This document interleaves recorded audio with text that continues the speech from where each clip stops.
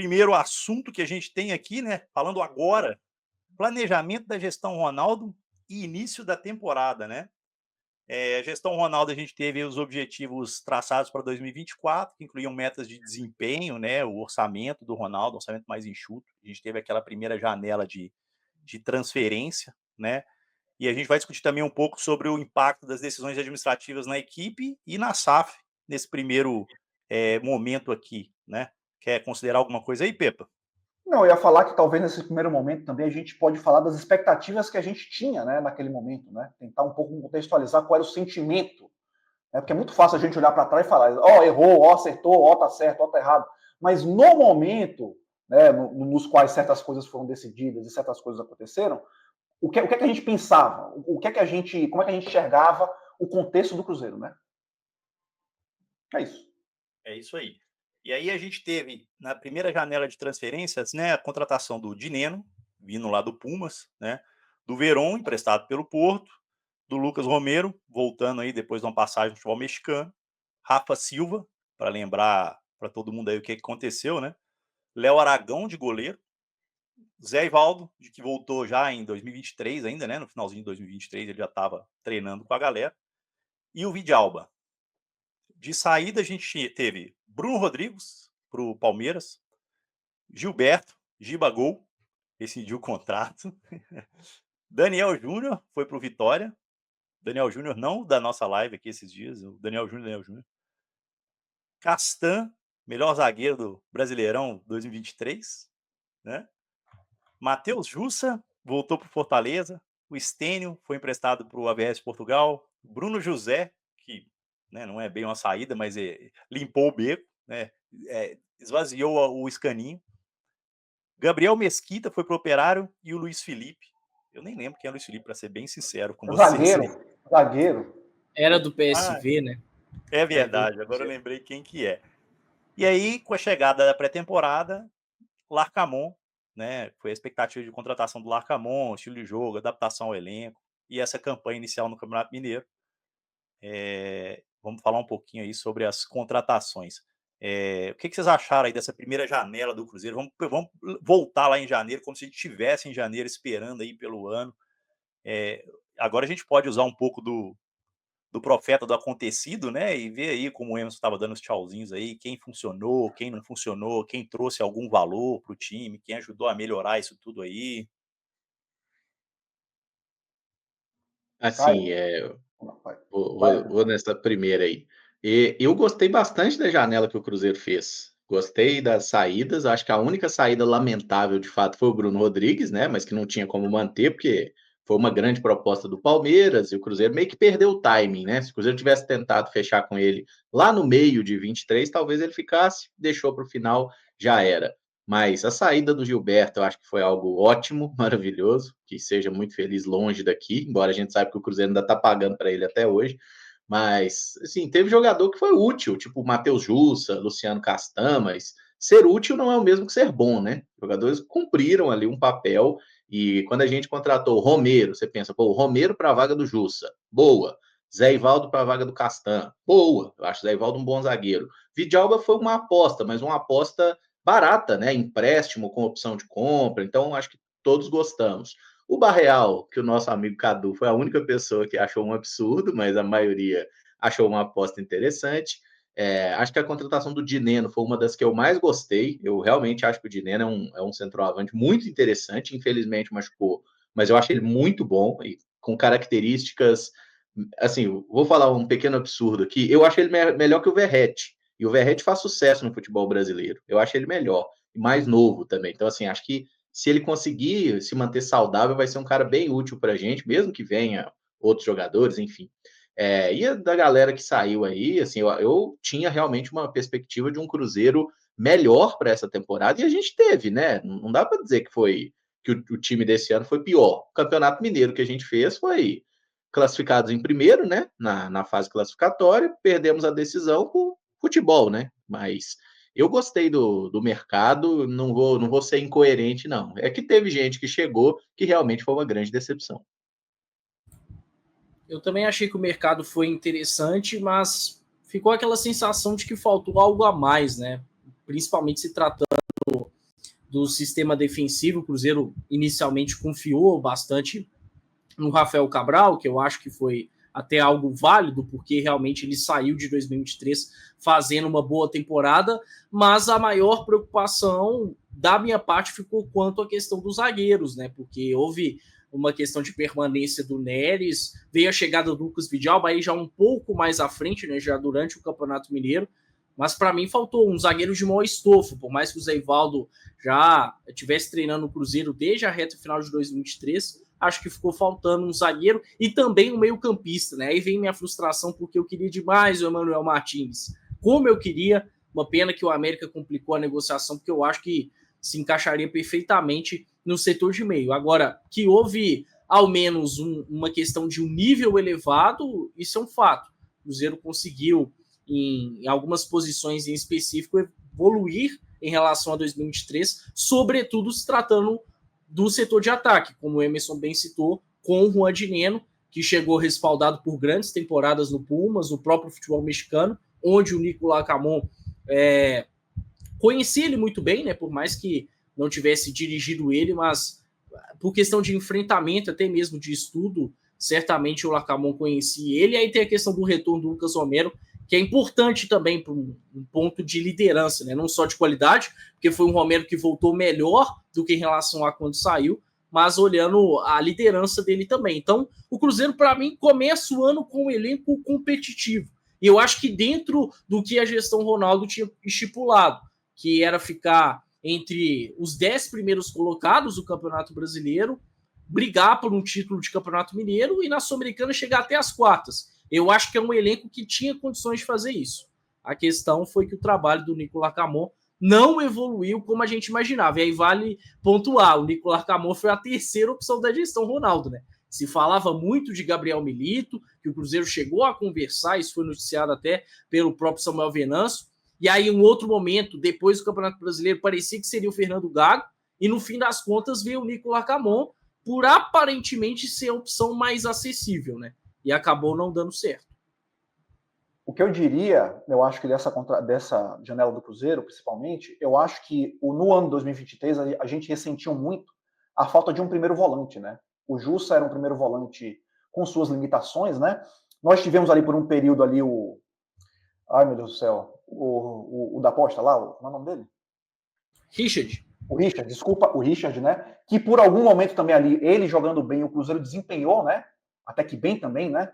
Enquanto ele fez isso. Então, a contratação do Lucas Romero, ele foi um ponto de equilíbrio no elenco, né?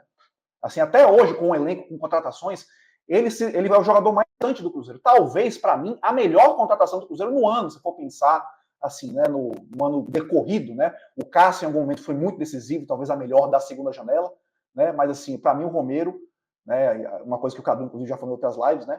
Eu acho que ele realmente foi esse ponto de equilíbrio. E se você for pensar, cara, o risco que a gente também teve nessas contratações, se eu não me engano, o Juan Dineno e Lucas Romero vieram por menos de $1 milhão, um pouco mais de $1 milhão, né? Então, o Ronaldo, né, e sua equipe fizeram contratações também muito acertadas, né? Escala de investimento, né? Com risco muito controlado. O próprio Vijalba veio também, o Zé Ivaldo veio, se eu não me engano, né? Assinou pré-contrato com o Cruzeiro e veio, não foi? Então, não teve custo, não teve contratação. O Rafa Silva também é uma coisa parecida. O Verón veio por empréstimo, né? Então, assim, ele conseguiu reforçar com muito pouco recurso. Né? Então, assim, quando o ano começou, você fala, cara, de novo, a equipe do Ronaldo fez, né, assim, dentro das suas limitações, excelente, né? Uma excelente janela, né? Se for pensar nas saídas, o Bruno Rodrigues, realmente, você pensa assim, cara, Matheus Pereira, Bruno Rodrigues, Matheus Henrique, né? Pensar assim, nesse meio do Cruzeiro, né? O Lucas Romero, né? O Cruzeiro com um time um pouco mais equilibrado, e o Bruno Henrique, que é um ponta que faz gol, né? Que é raro no futebol, né? Assim, um cara que meteu gol, que salvou a gente em diversos jogos. O nosso melhor jogador, eu acho, no ano passado, né? Ele foi o cara que realmente é um cara que eu senti falta. Né? Assim, mas, de novo, Luciano Castan, cara, pelo elenco que a gente tinha, pelo nosso contexto, né, financeiro de reconstrução, sim, em 2023, né? Acho que ele foi um cara que entregou, né? Fez a parte da melhor zaga do campeonato, junto com o Neres, por um bom pedaço do campeonato, né? Se não me engano, a gente acabou como também melhor zaga junto com o Atlético, né? Uma das melhores zagas junto com o Atlético Mineiro, né? Naquele ano, com ele lá participando. Então, assim, o ano começa, essas contratações vêm, um investimento pequeno, mas muito assertivo, né? Aí a gente vai pensar, Profundidade de elenco. Faltou, né? Mas eu acho que o Cruzeiro deu um passo, né, assim, maior, né, de trazer um pouco mais de qualidade, um pouco menos de quantidade, né? Então é isso. Eu acho que as perspectivas, assim, de ficar na primeira página do Brasileiro, né, e numa Sul-Americana, avançar na primeira fase, né, etc, etc, estavam ali, razoavelmente ali, bem dimensionadas para o elenco que a gente conseguiu. Eu vou trazer umas 2 mensagens aqui, vou contextualizar e a gente vai passar para o desempenho, porque é difícil a gente separar, né? A gente vai falar das chegadas e do Larcamon e a gente vai fazer essa ponte entre os 2 casos. O Ale Marginaldo disse aqui, ó, planejamento horroroso, deveria ter adquirido o Bruno Rodrigues há muito tempo, mantido Jussa para reserva do Romero e dos contratados, só Zé Ivaldo e Romero, o resto só tiriça. Eu concordo com o Bruno Rodrigues, mas financeiramente na época ficou muito fora do padrão Ronaldo, né? A gente não sabe quando começou esse contato do Palmeiras com ele, né? E ele foi para ganhar uma baba no Palmeiras, né? E o Ronaldo, a gestão do Ronaldo não tinha estofo para fazer esse tipo de competição.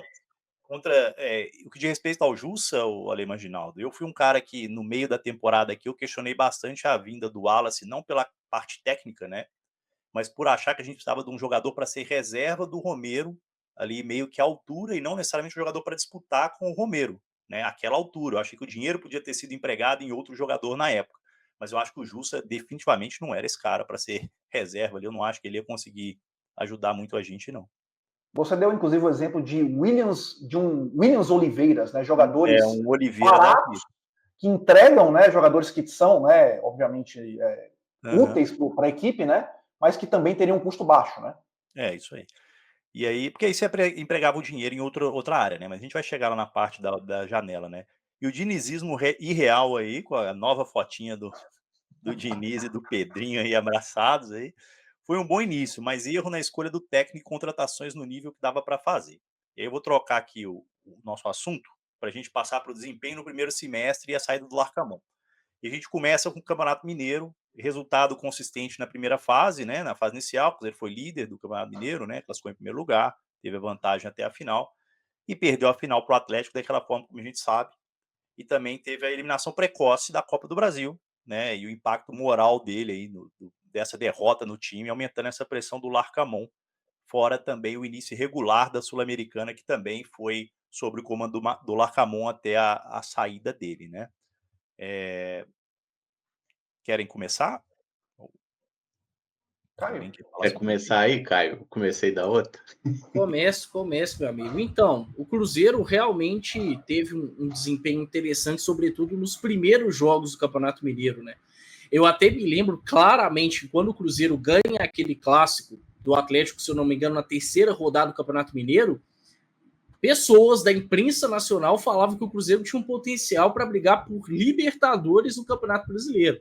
Eu lembro claramente de uma fala do tipo do Lédio Carmona. Então, assim, quem se esquece, por exemplo, desse desempenho positivo que o Cruzeiro já teve em algum momento com o Nicolas Larcamon, está sendo relembrado disso por agora, porque isso realmente já ocorreu. Se eu não me engano, até recentemente no Twitter, o Emerson chegou a responder um rapaz nesse sentido. Cometi esse erro. Respondi no Twitter, errei. Mas enfim, o Cruzeiro dá sequência a uma boa campanha no Campeonato Mineiro, que não foi tão exigente como é de costume, né? Porque se trata de um estadual, mas o Cruzeiro fez a parte dele. Só que nesse meio do caminho vem a eliminação para o Souza. E aí vale a gente reportar algumas questões interessantes, porque em meio ao bom desempenho que o Cruzeiro tinha no Campeonato Mineiro, algumas questões do Nicolas Larcamon já eram questionadas, né? Como, por exemplo, a insistência em alguns jogadores. Caso, por exemplo, do Lucas Silva, que iniciou a temporada muito mal, do próprio Neres, a questão da utilização do William como ala pela direita, que não deu certo, o próprio Marlon como terceiro zagueiro, que inicialmente fez bons jogos, depois caiu de rendimento. E um ponto importante, a baixa utilização das categorias de base, no caso de jogadores do sub-20 que se encontravam preparados para terem mais minutos, né? E aí dá para se falar, por exemplo, do Fernando. Ninguém entendeu muito bem por que o Fernando era subutilizado. Então o Cruzeiro já tinha alguns problemas importantes antes daquele jogo contra o Souza. E a eliminação na primeira fase da Copa do Brasil, ainda mais para um clube pequeno como o Souza, foi ridícula, né? Ainda mais pelo contexto. Pesou bastante no trabalho do Nicolas Larcamon, ele até consegue completar o Campeonato Mineiro E aí, aparentemente, se ele conseguisse vencer o Campeonato Mineiro, poderia ficar mais tempo no cargo, né? Ele até joga suas fichas no título, porque um jogo antes do segundo jogo da final, ele poupa a maior parte dos titulares contra a Católica no Equador. Depois de fazer um primeiro jogo que teve um primeiro tempo desastroso, muito por escolhas do Larcamón, mudando completamente o esquema tático, colocando o Vidalba numa espécie de encruzilhada, e depois entra o Zé Ivaldo na partida, ele ajusta um pouquinho mais o time, e o Cruzeiro consegue o empate. E aí, no segundo jogo, não tem como não falar da interferência do Larcamón, né? O Cruzeiro, basicamente, perde o Campeonato Mineiro por conta do Nico Larcamón, ponto. Fez um gol no segundo tempo, 1-0 com o Matheus Vital, vinha fazendo uma boa segunda etapa, dominando o Atlético. Me lembro muito bem que Matheus Pereira estava fazendo, assim, uma partidaça diante do Atlético, um recital dele. E aí ele decide sacar o Matheus Vital, que realmente sentiu, para voltar com aquele esquema de 3 zagueiros que tinha dado errado no primeiro jogo.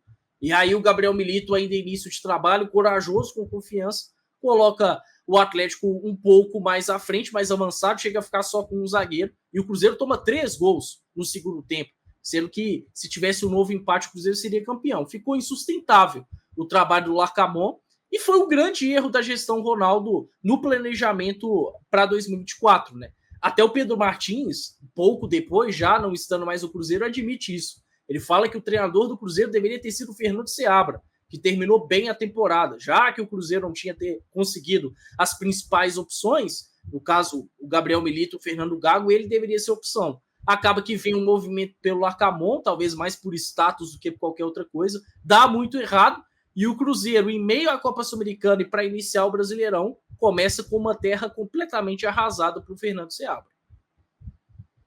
Antes de pular para o próximo, vou fazer um complemento nessa do Caio, vou passar para os outros também, se o Caio quiser voltar nela. Eu costumo dizer que é muito difícil a gente analisar o desempenho do Larcamón pela amostragem, né? A gente teve basicamente esse Campeonato Mineiro, né, onde ele experimentou muito pouco do elenco do time, né, principalmente jovens, como o Caio citou. Mas as derrotas decisivas foram muito determinantes para a demissão do Larcamón, né? Eu lembro que o Pedro Martins, na coletiva após a demissão do Larcamón, disse que eles já estavam detectando alguns problemas internos, né? Então, eu vou deixar essa pitadinha para a galera aqui, se assim, os resultados sozinhos, eles derrubaram o Larcamón, ou realmente os boatos da época, ou fatos que apareceram até depois de que no dia a dia o Larcamón dava muito pouco espaço, principalmente para o pessoal do Cruzeiro trabalhar, para o pessoal do Ronaldo trabalhar em conjunto ali, determinaram isso até antes dos resultados. Não sei o que vocês acham disso. Eu acho que isso aí foi um lero-lero danado. Deu uma travadinha.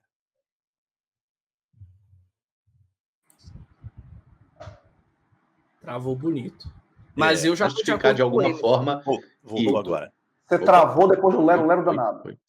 E aí? Você foi falar mal do Pedro Martins, aí, ó, o que deu, ó. Ele é campeão da Libertadores agora, rapaz.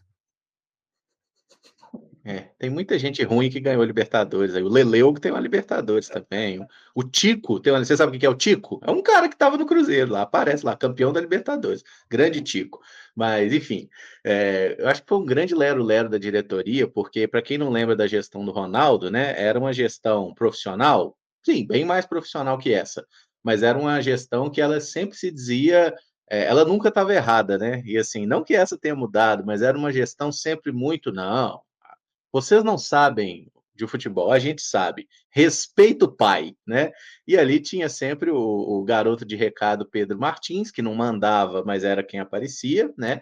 E sempre eles pareciam, não, a gente tem plena convicção do que está fazendo.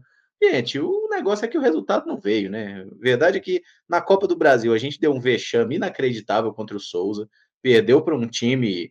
Assim, o primeiro gol que a gente toma, inclusive, e a gente perdeu também por causa do Larcamón, né? O Larcamón foi covarde, ficou jogando pelo empate, porque a gente tinha essa vantagem. Falou, esses caras não vão fazer gol na gente. Olha, os caras acharam um gol na gente com 40 do segundo tempo, bateu desespero, né?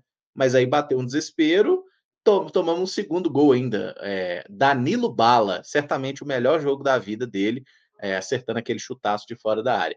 Então, assim, foi uma eliminação vexatória, e aí no Campeonato Mineiro, que era a redenção, e eu lembro que esse foi um dia que eu, inclusive, pisei no gramado do Mineirão, veja só vocês, hein? Tava feliz da vida ali, Vital fez o gol, é o melhor dia da minha vida, só que não, deu tudo errado no final. Um segundo tempo horrível, o Caio pontuou muito bem o erro tático do Larcamon, que colocou o João Marcelo no jogo, inclusive para jogar pelo lado esquerdo da defesa, né? Onde o João Marcelo não jogava, quem jogava por lá era o Zé Ivaldo, quando ele montava o trio que tinha Neres, né? O titularíssimo Neres, líder do elenco, né? Era assim com ele, foi assim com o Seabra também, até ele ser negociado, ele sempre era um jogador muito querido, não pela torcida. Mas aí o Cruzeiro se perdeu totalmente no jogo, e o momento que o Atlético tira os zagueiros, o jogo já estava 1-1, né? Tipo, ou o Atlético virava ou o título era do Cruzeiro. O Atlético tira os zagueiros, o Cruzeiro simplesmente para de jogar, e aí o nosso querido Lucas Silva, que agora o pessoal resolveu se apaixonar mais uma vez, né? O príncipe maravilhoso, vai com a asa aberta para dentro da área, comete um pênalti, Hulk na bola, contra Rafael Cabral, obviamente o Hulk fez o gol, e aí 2-1 Atlético, o Cruzeiro se desespera, vai para cima de qualquer jeito. Tem até um gol do Dineno anulado, né? E de fato ele estava impedido, ia ser gol do Dineno com assistência do Gasolina, cara. Ia ser assim, ó, absoluto cinema, mas infelizmente o Dineno estava impedido. E aí o Atlético faz o 3-1 no lost time ali, né? Na última bola ali com o gol do Scarpa, que foi o primeiro gol do Scarpa, inclusive. Ele que vinha péssimo até o momento, resolveu aparecer no clássico. Então, assim, acho que a demissão do Larcamon, ela foi absolutamente pelos resultados, né? Aí a diretoria, não, a gente identificou. Os caras estavam lambendo a bunda do Larcamon no sábado. No intervalo do jogo de domingo, ele era o melhor cara do mundo. Aí perdeu, deixou de ser, né? No dia seguinte foi mandado embora. E, assim, ainda que o aproveitamento tenha sido bom, eu acho que o Larcamon, ele mereceu essa demissão, tá? Não mereceu tanto igual o Diniz, não. O Diniz mereceu mais. Mas o Larcamon mereceu a demissão porque o jogo contra o Souza e o jogo contra o Atlético são aquelas derrotas imperdoáveis, né? Uma vez até passa, mas duas em sequência não tem como. O Caramujo, uma coisa... Só te interromper rapidinho, Pepe, é como o Flávio Tonon aí, ó, nosso primeiro membro do canal. O Flávio inaugurou o membro assim que foi lançado. Membro Pedrinho, então ele vai ter mais acidez na crítica da SAF e Ronaldo. Contra resultados não há argumento, exceto o atual. O planejamento foi correto. Veja onde terminamos. Ele falando aí especificamente do resultado do Larcamon, que não sustentou, né? A minha grande questão, vou devolver para você, Pepa, desculpa. É só por que demorou tanto entre a derrota para o Souza e o jogo do Atlético para a demissão do Larcamon, né? Por que eles acreditaram tanto? Porque os resultados depois ali também, a gente teve aí, a gente patinou também, né? O próprio clássico do dia 30, se tu me falha a memória, de março, a gente também, né? Não jogou bem. Empatou na força, né? Oi? Empatou ali 2-2 na força. Estamos ali. Teve o próprio jogo contra a Universidade na véspera da final, que eu acho que foi o que o Caio falou, que a gente entrou com o time meio mexido ali, né? Mas diga lá, Pepa, completa aí, vai lá. Não, eu apenas ia contextualizar que tudo bem, o jogo do Souza, né, foi um waterpolo, né? Vamos lembrar assim, tudo bem. Foi um contexto de jogo ali que o desporto de futebol não foi praticado, mas o que foi fatal para o Larcamon, na minha opinião, é que no jogo-chave do ano, ele falhou. Ele pessoalmente fez, né? Ele tomou decisões errôneas, né? Tanto na final contra o Atlético, quanto no jogo contra o Souza, né? Ele se acovardou, né? Realmente. Então, cara, você vai pensar, olha, desempenho por desempenho, né? Aproveitamento por aproveitamento. O Seabra tem um aproveitamento muito similar ao do Larcamon e jogou Série A de brasileiro, né? Boa parte com o mesmo time que o Larcamon. Então o Larcamon começou mal na Sul-Americana, né? Empates estranhos, jogos horríveis. Né? Nos grandes testes do ano, ele foi autoral, né? Em muito das nossas derrapadas, né? E tudo bem, assim, eu acho que no jogo com o Atlético, eu acho que também teve uma pitada de azar, e aí é o tipo de erro, né? Que para mim, eu não consigo culpar o técnico, né? Quem entra assim na área, né? Parecendo uma ave, né?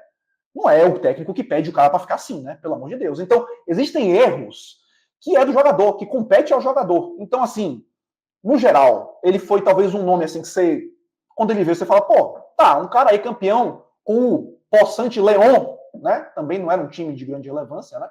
Assim, no cenário norte-americano, né? Da CONCACAF. Mas, assim, você vai falar, ó, beleza, a gente tava com o Zé Ricardo, né? E aí depois foi aquele mexidão ali, Seabra e Paulo Tuori. Então, assim, o Cruzeiro voltou, em teoria, a fazer o processo dele, a praticar o processo dele de seleção de técnicos, né? Eu acho que o Zé Ricardo, na verdade, foi um nail dessa linha, né, digamos assim, da gestão Ronaldo. Eles sempre tentaram seguir uma certa linha ali, né? O Larcamon meio que foi nesse sentido, mas assim, o cara não trouxe o que um dos grandes valores que o Ronaldo dizia, né? Queremos um time corajoso, um time propositivo, um time que jogava, né, com coragem, né? E nos momentos-chave ele botou o time dele, né, covardemente, né? Ele fez mudanças que recuaram o time dele. Então, acho que para mim esse foi o erro fatal dele. Então, não dá para dizer que a troca foi infundada. Eu, na época, também não teria trocado. Porque eu achava que o Cruzeiro, pelo menos, tinha ali tinha algum tipo de coesão como time, sabe? Sei lá, minha opinião. Não seria tirado naquele momento, véspera de brasileiro, a gente tinha tido um brasileiro horroroso antes. Assumir o Seabra, por exemplo, aí já entrando na mudança, assumir o Seabra naquela hora foi um risco absurdo. E ainda bem que, de certa forma, eu queimei minha língua. Só para contextualizar mais uma vez, que esse número vai ser importante no final da live, o Larcamon teve 14 jogos à frente do Cruzeiro, né? 7 vitórias, 4 empates e 3 derrotas, sendo 2 derrotas o Souza e o Atlético na final do Mineiro, né? 2 derrotas bem significativas para o trabalho dele aí, mas vamos guardar isso em mente. 14 jogos com 7 vitórias. E a outra derrota foi pro América, né? No clássico do Mineiro. 2-0 no Mineiro, né? 2-0, ou seja, os jogos mais em teoria, os jogos assim, em que ele foi mais exigido, né? Em que se tinha maior importância. Eu me lembro que até o próprio jogo contra o América, muita gente falava, pô, agora vai ser interessante, porque saiu aí de uma vitória em um clássico, tomara que o Cruzeiro consiga corresponder contra o América, que foi um jogo muito ruim do Cruzeiro no Mineirão. Foi péssimo mesmo. Que a gente teve o Romero expulso no finalzinho daquele jogo, eu lembro, mas também totalmente irrelevante para o resultado, né? E nessa toada aqui, o Ivan chegou agora aqui, ó, e deu aquela boa notícia para o torcedor do Cruzeiro, boa lembrança, né? A única coisa boa da passagem do Larcamon foi ele ter conhecido o Matheus Vital, o grande Larcamon, nunca critiquei. Deu match. Nunca critiquei. Amigos, mais alguma coisa vocês queiram falar sobre essa primeira passagem e até a demissão do Larcamon? Só um ponto.